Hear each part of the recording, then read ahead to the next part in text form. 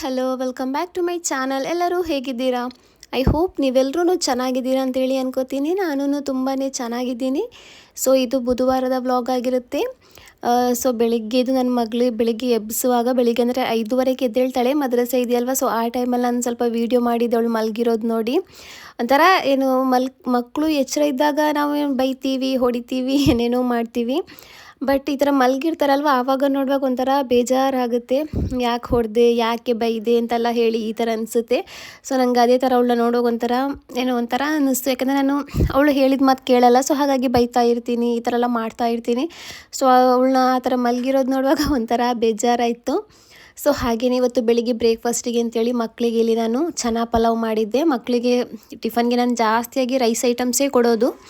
So ಹಾಗಾಗಿ ಇವತ್ತು ನಾನು ಚನಾ ಪಲಾವ್ ಇದೆಯಲ್ವ ಅದನ್ನು ಮಾಡಿದ್ದೀನಿ. ಬ್ಲ್ಯಾಕ್ ಚನಾ ಇದೆಯಲ್ವ ಅದರದ್ದು. ಸೊ ಎಲ್ಲ ಮಾಡಿ ರೆಡಿ ಮಾಡಿ ಇಟ್ಟಿದ್ದೀನಿ. ಸೊ ಇವಾಗ ಒಂದು ಸ್ವಲ್ಪ ಹೊತ್ತು ಕೂತ್ಕೊಳ್ಳೋಣ ಅಂತೇಳಿ. ಇದು ಬೆಳಿಗ್ಗೆ ಒಂದು ಅರ್ಧ ಗಂಟೆ ಸ್ವಲ್ಪ ಫ್ರೀ ಸಿಗುತ್ತೆ, ಬೇಗ ಬ್ರೇಕ್ಫಾಸ್ಟ್ ಎಲ್ಲ ರೆಡಿ ಆದರೆ. ಸೊ ಹಾಗಾಗಿ ಇವತ್ತು ಬ್ರೇಕ್ಫಾಸ್ಟು ಬೇಗ ರೆಡಿಯಾಗಿತ್ತು. ಸೊ ಹಾಗಾಗಿ ಒಂದು ಸ್ವಲ್ಪ ಹೊತ್ತು ಹೊರಗಡೆ ಕೂತ್ಕೊಂಡು ಹೊರಗಡೆ ಎಲ್ಲ ನೋಡ್ಕೋತಾ ಇದ್ದೀನಿ ಇಲ್ಲಿ.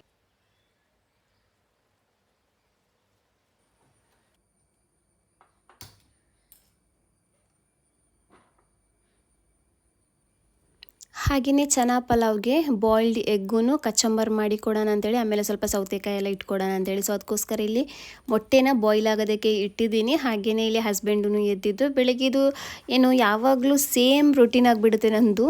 ಮಕ್ಕಳದು ಬ್ರೇಕ್ಫಾಸ್ಟ್ ರೆಡಿ ಮಾಡ್ತಾ ಇದ್ದಾಗಲೇ ಹಸ್ಬೆಂಡ್ ಎದ್ದೇಳ್ತಾರೆ. ಸೊ ಅವ್ರಿಗೆ ಟೀ ಇಡೋದು, ಅವ್ರಿಗೆ ಬ್ರೇಕ್ಫಾಸ್ಟ್ ಕೊಡೋದು, ಅವ್ರದ್ದು ಕೆಲಸ ಮಾಡೋದು. ಸೊ ನಂತರ ಅವ್ರಿಗೆ ಡ್ಯೂಟಿಗೆ ಹೋದ್ಮೇಲೆ ವಾಪಸ್ಸು ಮಕ್ಕಳದ್ದು ಕೆಲಸ. ಇದು ಬೆಳಿಗ್ಗೆದು ಡೈಲಿದು ರೂಟೀನ್ ಅಂತಲೇ ಹೇಳ್ಬೋದು. ಇದರಲ್ಲಿ ಏನೂ ಚೇಂಜಸ್ ಇರಲ್ಲ. ಬೆಳಿಗ್ಗೆ ಕರೆಕ್ಟಾಗಿ 7 ಗಂಟೆಗೆ ಹಸ್ಬೆಂಡ್ ಎದ್ದೇಳ್ತಾರೆ, 7:15 ಅಷ್ಟೊತ್ತಿಗೆ ಹೋಗ್ತಾರೆ. 7:45 ಆಗುವಾಗ ನನ್ನ ಮಗಳು ಮದ್ರಸಿಂದ ಬರ್ತಾಳೆ. ಸೊ ಅದು ಡೈಲಿ ಅದೇ ಆಗೋದು. ಸೊ ಹಾಗೇನೆ ಇಲ್ಲಿ ನನ್ನ ಮಗಳು ಎದ್ದೇಳ್ತಾನೆ ಇಲ್ಲ. ರಾತ್ರಿ ಎಷ್ಟು ಬೇಗ ಮಲಗಿ ಅಂದ್ರೂ ಮಲಗೋದೇ ಇಲ್ಲ. ಅವ್ರ ಟೈಮಿಗೆ ಮಲ್ಕೊಳ್ಳೋದು. ಎದ್ದೇಳುವಾಗ ಈ ಥರ ಮಾಡೋದು, ಎಷ್ಟೇ ಎಬ್ಸಿದ್ರೂ ಎದ್ದೇಳಲ್ಲ. ಸೊ ಇವಾಗ ನನ್ನಲ್ಲಿ ಮಕ್ಕಳದು ಲಂಚ್ ಬಾಕ್ಸ್ ರೆಡಿ ಮಾಡ್ಕೋತಾ ಇದ್ದೀನಿ. ಇದು ನಾನು ಡಿ-ಮಾರ್ಟಿಂದ ತೊಗೊಂಡಿರೋದು ಲಂಚ್ ಬಾಕ್ಸು. ತುಂಬಾ ಚೆನ್ನಾಗಿದೆ, ಚೆನ್ನಾಗಿ ಕಾಣಿಸ್ತಾ ಇತ್ತು. ಸೊ ಅದಕ್ಕೋಸ್ಕರ ತೊಗೊಂಡೆ. ಯಾಕೆಂದರೆ ಈ ಥರ ದೊಡ್ಡ ಕಂಪಾರ್ಟ್ಮೆಂಟ್ ಥರ ಇದ್ದರೆ, ಓಪನ್ ಥರ ಇದ್ದರೆ ಮಕ್ಕಳಿಗೆ ತಿನ್ನೋದಕ್ಕೆಲ್ಲ ಈಸಿ ಆಗುತ್ತೆ. ಚಿಕ್ಕದು ಆದರೆ ತಿನ್ನೋದಕ್ಕೆಲ್ಲ ಸ್ವಲ್ಪ ಕಷ್ಟ ಅಂತಲೇ ಹೇಳ್ಬೋದು. ಸೊ ಹಾಗಾಗಿ ಇವಾಗ ನಾನು ಮಕ್ಕಳದು ಲಂಚ್ ಬಾಕ್ಸ್ ಎಲ್ಲ ರೆಡಿ ಮಾಡ್ಕೋತಾ ಇದ್ದೀನಿ. ಹಾಗೆಯೇ ಫ್ರೆಂಡ್ಸ್, ಯಾರಾದರೂ ನಮ್ಮ ಚಾನಲ್ನ ಸಬ್ಸ್ಕ್ರೈಬ್ ಮಾಡದೆ ಯಾರಾದರೂ ನಮ್ಮ ವೀಡಿಯೋನ ನೋಡ್ತಾ ಇದ್ದರೆ ಪ್ಲೀಸ್ ಫ್ರೆಂಡ್ಸ್ ಒಂದು ಸಬ್ಸ್ಕ್ರೈಬ್ ಮಾಡ್ಕೊಳ್ಳಿ. ಹಾಗೆಯೇ ವಿಡಿಯೋ ಇಷ್ಟ ಆದರೆ ಲೈಕ್ ಕೊಡಿ, ನಿಮ್ಮ ಫ್ಯಾಮಿಲಿ ಫ್ರೆಂಡ್ಸ್ ಜೊತೆಗೂ ಶೇರ್ ಮಾಡಿ. ಏನಾದರೂ ತಿಳಿಸ್ಬೇಕಂದ್ರೆ ಕಮೆಂಟ್ ಮೂಲಕ ತಿಳಿಸಿ. ಸೊ ನಾನು ಈ ಥರ ವೀಡಿಯೋ ಮಾಡ್ತಾ ಏನು ಮಾಡಿದ್ದೀನಿ ಅಂದರೆ, ನನಗೆ ಗೊತ್ತೇ ಇಲ್ಲ, ಇಬ್ರಿಗೂ ಸೇಮ್ ಕ್ವಾಂಟಿಟಿಲಿನೇ ರೈಸನ್ನು ಹಾಕಿದ್ದೆ. ಇವಾಗ ನಾನು ನೋಡ್ತಾ ಇದ್ದೀನಿ ವೀಡಿಯೋದಲ್ಲಿ. ನಾನು ಅದೇ ನೋಡೋದು, ಅವತ್ತಿನ ದಿವಸ ನನ್ನ ಮಗಳು ಚಿಕ್ಕೊಳ್ಳೋದು ಟಿಫನಲ್ಲಿ ರೈಸ್ ಹಾಗೇ ಉಳಿದಿತ್ತು. ನಾನು ಅವಳು ಎಷ್ಟು ತಿಂತಾಳೆ ಅಷ್ಟೇ ಹಾಕ್ಕೊಳ್ಳೋದು, ಸ್ವಲ್ಪನೇ ಹಾಕ್ಕೊಳ್ಳೋದು. ಬಟ್ ನಾನು ಇದು ವೀಡಿಯೋ ಮಾಡ್ತಾ ಇದ್ದೀನಲ್ವ, ಅದರಲ್ಲಿ ಅಷ್ಟೊಂದು ಜ್ಞಾನನೇ ಇಲ್ಲ. ಸ್ವಲ್ಪ ಹಾಕೋದು ಸ್ವಲ್ಪ ಜಾಸ್ತಿ ಆಗಿಬಿಟ್ಟಿತ್ತು. ಸೊ ಹಾಗಾಗಿ ನಾನು ಮಧ್ಯಾಹ್ನ ಅವಳನ್ನ ಸ್ಕೂಲಿಗೆ ಹೋಗೋದಿತ್ತು. ಆವಾಗ ಅವಳಿಗೆ ತಿಂದೇ ಆಗ್ತಾಯಿಲ್ಲ, ಸಾಕು ಅಂತೇಳಿ ಅರ್ಧದಲ್ಲೇ ಬಿಟ್ಬಿಟ್ಲು. ಆಮೇಲೆ ಇವಾಗ ನನಗೆ ಗೊತ್ತಾಗ್ತಾಯಿದೆ, ಇವಳಿಗೆ ಹಾಕಿರೋದೇ ನಾನು ಸ್ವಲ್ಪ ಜಾಸ್ತಿ ಆಗಿಬಿಟ್ಟಿತ್ತು ಅಂತೇಳಿ. ವೀಡಿಯೋ ಮಾಡ್ತಾ ಗೊತ್ತೇ ಆಗಿಲ್ಲ, ರೈಸೆಲ್ಲ ಜಾಸ್ತಿನೇ ಹಾಕೋಬಿಟ್ಟಿದ್ದೀನಿ. ಸೊ ಹಾಗೇನೆ ಇಲ್ಲಿ ಬಾಯ್ಲ್ಡ್ ಎಗ್ ಇತ್ತಲ್ವ, ಅದನ್ನು ಕಟ್ ಮಾಡಿ ಮಕ್ಕಳದು ಲಂಚ್ ಬಾಕ್ಸಿಗೆ ಇಟ್ಟು ಕೊಡ್ತಾ ಇದ್ದೀನಿ. ನನಗೆ ಈ ಥರ ಮಕ್ಕಳಿಗೆ ಡೈಲಿ ಲಂಚ್ ಬಾಕ್ಸಿಗೆ ಸೇಮ್ ಫುಡ್ ಕೊಡೋದು ಅಷ್ಟೊಂದು ಇಷ್ಟ ಆಗಲ್ಲ. ಡೈಲಿ ಒಂದೊಂದೇ ಕೊಡ್ತೀನಿ. ನನ್ನ ಮಗಳು ಹೇಳ್ತಾ ಇರ್ತಾಳೆ, ನಮ್ಮ ಸ್ಕೂಲಲ್ಲಿ ಎಲ್ಲ ಮಕ್ಕಳು ಜಾಸ್ತಿಯಾಗಿ ಸೇಮೇ ತಗೊಬರೋದು ಒಂದೇ ದಿವಸ, ಪಿಂಡಿ ಆಮೇಲೆ ಈ ಥರದ್ದಿದೆಯಲ್ಲ, ಡೈಲಿ ಜಾಸ್ತಿಯಾಗಿ ಆ ಥರದ್ದೇ ತಗೊಬರ್ತಾರೆ. ನನ್ನದು ಮಾತ್ರ ಎಲ್ಲ ಮಕ್ಕಳು ಹೇಳ್ತಾರೆ, ನೀನು ಡೈಲಿ ಡಿಫ್ರೆಂಟ್ ತಗೊಬರ್ತೀಯ ಅಂತೇಳಿ. ನನಗೆ ಅದೇ ಥರ ಕೊಡೋದು ಇಷ್ಟ ಆಗುತ್ತೆ. ಮಕ್ಕಳಿಗೆ ಡೈಲಿನೂ ಬೇರೆ ಬೇರೆ ಒಂದೇ ಥರದ್ದು ಕೊಡೋದು ಬೇಡ, ಒಂದೊಂದು ದಿವಸ ಒಂದೊಂದು ರೆಸಿಪಿನ ಮಾಡಿ ಕೊಡೋಣ ಅಂತೇಳಿ. ಸೊ ಹಾಗೆ ಇವಾಗ ಅವ್ರದ್ದು ಲಂಚ್ ಬಾಕ್ಸ್ ಎಲ್ಲ ರೆಡಿ ಆಗಿದೆ. ಇವಾಗ ಮಕ್ಕಳನ್ನು ರೆಡಿ ಮಾಡಿಸ್ಕೋಬೇಕಿಲ್ಲಿ.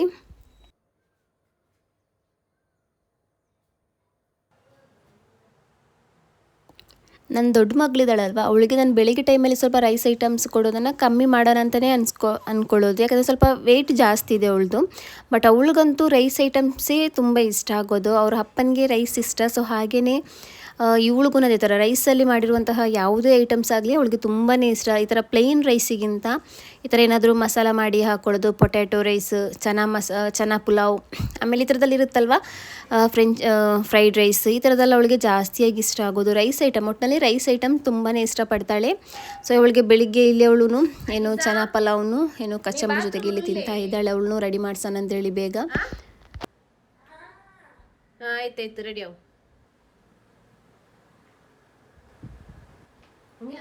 ಸೊ ಫ್ರೆಂಡ್ಸ್, ಇವಾಗ ಏನೋ ಮನೆ ಕೆಲಸ ಎಲ್ಲ ಆಗಿದೆ. ಇವಾಗ ಸ್ವಲ್ಪ ಹೊತ್ತು ಮಲಗಿದ್ದೆ. ಶೀತದಲ್ಲಿ ತುಂಬಾ ತಲೆನೋವಾಗ್ತಾ ಇತ್ತು. ಸೊ ಕಣ್ಣೆಲ್ಲ ನೋಡುವಾಗ ಗೊತ್ತಾಗ್ಬೋದು, ಒಂಥರ ಶೀತ ತುಂಬಾ ಜಾಸ್ತಿ ಇದೆ. ಸೊ ಹಾಗೆ ಟ್ಯಾಬ್ಲೆಟೂ ಇಲ್ಲ. ಅಲ್ಲಿಂದ ಬರುವಾಗ ಮೆಡಿಕಲಿಂದ ಒಂದು ಟ್ಯಾಬ್ಲೆಟನ್ನು ತಗೋಬೇಕು. ನಾನು ಇವಾಗ ಸ್ಕೂಲಿಗೆ ಹೋಗ್ತಾ ಇದ್ದೀನಿ, ಯಾಕೆಂದರೆ ಮಕ್ಕಳಿಗೆ ಯೂನಿಫಾರ್ಮ್ ಡಿಸ್ಟ್ರಿಬ್ಯೂಟ್ ಮಾಡ್ತಾ ಇದ್ದಾರೆ. ಹಾಗೆಯೇ ರೀಡರ್ ಬುಕ್ಸ್ ಇದೆಯಲ್ವಾ, ಸೊ ಅದನ್ನು ಡಿಸ್ಟ್ರಿಬ್ಯೂಟ್ ಮಾಡ್ತಾ ಇದ್ದಾರೆ. ಇವತ್ತು ತುಂಬ ದಿವಸ ಆಯಿತು, 1 ವೀಕ್ ಆಯಿತು ಆಲ್ಮೋಸ್ಟ್ ಸ್ಕೂಲ್ ಸ್ಟಾರ್ಟ್ ಆಗಿ. ಬಟ್ ಇನ್ನೂ ಯೂನಿಫಾರ್ಮು ರೀಡರ್ ಬುಕ್ ಸಿಕ್ಕಿಲ್ಲ. ಸೊ ಇವತ್ತು ಸಿಗುತ್ತೆ. ಸೊ ಅದಕ್ಕೋಸ್ಕರ ಹೋಗ್ತಾ ಇದ್ದೀನಿ. ಹೋಗಿ ಯೂನಿಫಾರ್ಮು ಆಮೇಲೆ ರೀಡರ್ ಬುಕ್ಕಲ್ಲಿ ಇದೆಯಲ್ವ ಅದನ್ನು ತಗೊಬರೋಣ. ಹಾಗೆಯೇ ಬರುವಾಗ ಏನು ಮೆಡಿಕಲಿಂದ ಟ್ಯಾಬ್ಲೆಟ್ ಏನಾದರೂ ಏನು ಕ್ಯಾಮ್ರಾದಲ್ಲಿ ಓಕೆ ಮೆಡಿಕಲಿಂದ ಟ್ಯಾಬ್ಲೆಟ್ ಏನಾದರೂ ತಗೊಬರೋಣ ಅಂತೇಳಿ. ಹಾಗೆಯೇ ಇವತ್ತು ಮಂಗಳವಾರ ಏನು ಕಸದವ್ರು ಬರಬೇಕಾಗಿತ್ತು, ಇಷ್ಟೊತ್ತು ಬಂದಿಲ್ಲ ಕಸದವರು. ಸೊ ನಾನು ಈ ಕಸನ ಹೊರಗಡೆ ಇಡ್ತೀನಿ ಅಲ್ಲಿ, ಪಕ್ಕದ ಮನೆ ಹತ್ರ ಹೇಳ್ತೀನಿ, ಇವಾಗ ಬಂದರೆ ಕೊಡೋದಕ್ಕೆ.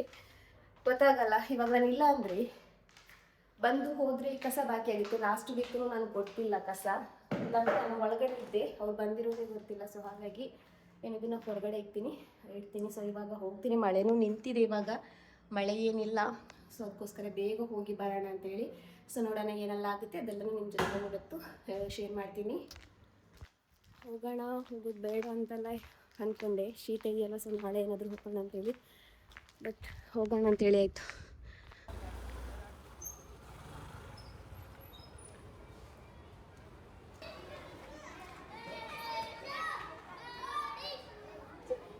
ಹಾಗೆಯೇ ಕೇಸ್ ರೋಡಿಗೆ ಬರೋ ಅಷ್ಟೊತ್ತಿಗೆ ನನಗೆ ನಮ್ಮ ಅಪ್ಪನೂ ಸಿಕ್ಕಿದ್ರು. ಅವ್ರಿಗೂ ಸ್ವಲ್ಪ ಕೆಲಸ ಇತ್ತು ಅಂತೇಳಿ ಅವರು ಇವತ್ತು ಡ್ಯೂಟಿಗೆ ಹೋಗಿದ್ದಿಲ್ಲ. ಸೊ ಹಾಗಾಗಿ ಅವರು ಸಿಕ್ಕಿದ್ರು. ಅವ್ರ ಜೊತೆನೇ ನಾನೇನು ಮಾಡಿದೆ ಅಂದರೆ ಸ್ಕೂಲ್ ತನಕ ಬಂದೆ. ಇವಾಗ ಏನು ಮಕ್ಕಳೆಲ್ಲ ಮಧ್ಯಾಹ್ನ ಲಂಚ್ ತಿಂತಾ ಇದ್ದಾರೆ. ನನ್ನ ಮಗಳು ಸಾಕು ಅಂತಿದ್ದಾಳೆ, ನಾನು ಇಡ್ತೀನಿ ಅಂತೇಳಿ. ಸೊ ಓಕೆ ಇಡು ಅಂತ ಹೇಳಿ ಅವಳನ್ನು ಇಟ್ಟೆ. ಇವಾಗ ನಾವಿಲ್ಲಿ ಏನು ಯೂನಿಫಾರ್ಮ್ಗೆ ಇಲ್ಲಿ ಲೈನ್ ನಿಂತಿದ್ದೀವಿ. ಅಂದರೆ ತುಂಬ ಸ್ಟೂಡೆಂಟ್ಸ್ ಇದ್ದಾರಲ್ವ, ಎಲ್ರದ್ದು ಯೂನಿಫಾರ್ಮ್ ಚೇಂಜ್ ಅಲ್ವಾ. ಸೊ ಹಾಗಾಗಿ ಒಬ್ಬೊಬ್ರದ್ದೇ ಏನು ಸೈಜ್ ನೋಡಿ ತೆಗೆಯುವಾಗ ತುಂಬಾ ಲೇಟ್ ಆಯಿತು. ಕಮ್ಮಿ ಅಂದ್ರೂ ಒಂದು 1 ಅವರ್ ತನಕ ಏನು ಅಲ್ಲೇ ನಿಂತ್ಕೊಂಡಿದ್ವಿ, ಏನು ಯೂನಿಫಾರ್ಮ್ ತೊಗೊಳೋದಕ್ಕೆ ಅಂತೇಳಿ. ಒಬ್ಬೊಬ್ರು ಅವ್ರವ್ರ ಸೈಜ್ ಇದು ನೋಡಿ ತಗೋತಾ ಇದ್ರು. ಇಲ್ಲಿ ನನ್ನ ಮಗಳು ಏನು ಅಂತಿದ್ದಾಳೆ ಅಂದರೆ ಅವಳಿಗೆ ಯೂನಿಫಾರ್ಮ್ ಸ್ವಲ್ಪ ಚಿಕ್ಕ ಸೈಜಲ್ಲಿ ತಗೋಬೇಕಂತ. ಅವಳಿಗೆ ಚಿಕ್ಕ ಬಟ್ಟೆ ಹಾಕೋದೆಲ್ಲ ತುಂಬಾ ಇಷ್ಟ ಆಗೋದು.